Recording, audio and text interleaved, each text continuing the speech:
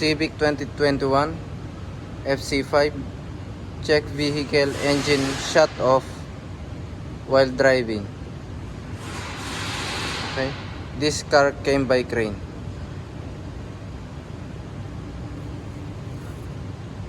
Okay, performing fuel pump test. Applying direct voltage to the fuel pump. Okay.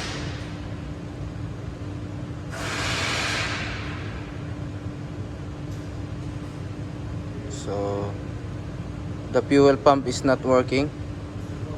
There was no sound at all while applying direct voltage to the fuel pump. Okay, so the wires are connected properly